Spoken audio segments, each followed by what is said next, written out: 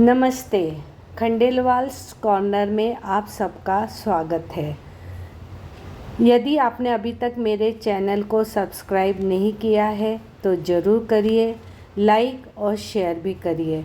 आज जो मैं कहानी बताने जा रही हूँ उसे सुनकर आप सोचने पर ज़रूर मजबूर हो जाएंगे। कल्याण पत्रिका में मैंने बहुत साल पहले यह कहानी पढ़ी थी। एक छोटे शहर में रमेश और सोहन नाम के दो दोस्त थे। वे दोनों मिलकर साझे का व्यापार करते थे। उनका काम था ऑर्डर लेकर आना और माल बनाकर देना। इस सिलसिले में वे दूसरे शहरों में जाते थे। एक बार उनको बम्बई शहर से अच्छे बड़े ऑर्डर्स मिले। उन्होंने माल तैयार किया और ट्रेन में बैठकर दादर स्टेशन पर आए। वहाँ से उतरकर उन्होंने पास ही एक होटल कमरा लिया और उसमें ठहरकर फिर व्यापारियों से मिलकर उनका माल उन्हें दिया और बदले में उन्हें बहुत अच्छी रकम मिली। वे दोनों बहुत खुश थे कि इस बार बहुत अच्छी कमाई हुई है। उन्हें रात की ट्रेन से वापस लौटना था। यहाँ रमेश के मन में विचार आया कि अब के बहुत अच्छी रकम मिली है, पर यदि सोहन का हिस्सा भी मुझे मिल जाए तो मैं बहुत जल्दी अमीर बन जाऊँगा। उसकी बुद्धि फिर गई। उसने सोहन से कहा कि मैं खाना लेकर आता हूँ, हम खाएंगे और फिर स्टेशन के लिए रवाना हो जाएंगे। सोहन ने कहा ठीक है। रमेश खाना लेने के लिए नीचे चला गया। उसने अपना खाना वहीं खा लिया और सोहन के लिए खाना पैक कराया और उसमें जहर मिला दिया और कमरे में आकर सोहन से कहा कि मुझे बहुत भूख लगी थी, मैं खाना खाकर आ गया हूँ, तुम अपने हिस्से का खाना खा लो। सोहन ने कहा ठीक है। उसने खाना खाया और जहर के प्रभाव के कारण थोड़ी देर में उसकी मृत्यु हो गई। रमेश ने सोहन के हिस्से के पैसे ले लिए। वह बड़ा खुश हुआ। कहानी आगे बढ़ती है। रमेश सब पैसा लेकर अपने घर चला गया।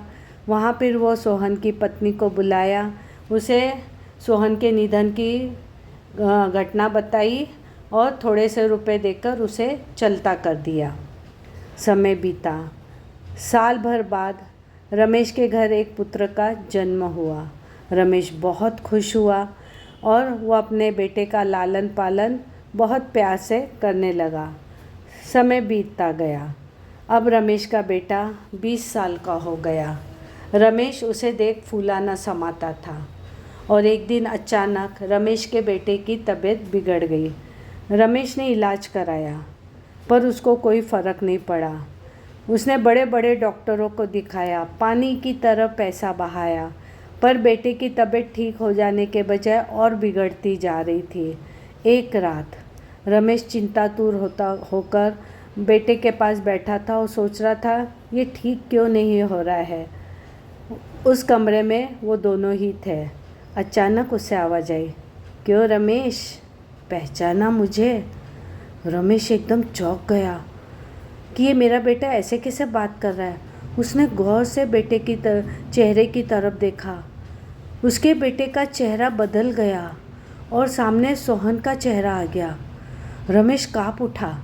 सोहन ने कहा, क्यों रमेश, आज से 21 साल पहले तुमने दादर के होटल में मेरे खाने में जहर मिला दिया था, मुझे मार दिया और मेरे हिस्से के पैसे ले लिए थे।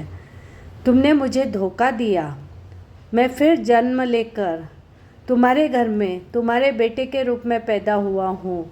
मेरी ज़िंदगी के 20 साल शेष थे और तुमने जो रुपए मेरे लिए थे उन्हें भी लेना था। आज तक तुमने जो मेरे ऊपर पैसे खर्च किए वो सब मेरा हिस्सा था।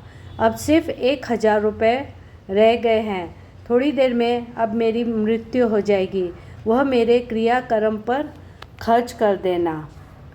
रमेश को तो काटो तो खून नहीं और बेटा जोर से हंसा। रमेश घबरा गया और थोड़ी देर बाद बेटे की मृत्यु हो गई। इस घटना ने उस पर ऐसा असर डाला कि वो पागल हो गया और फिर वो कहाँ चला गया किसी को पता न चला। आशा है ये कहानी से आपको ज़रूर सीख मिलेगी। नमस्कार।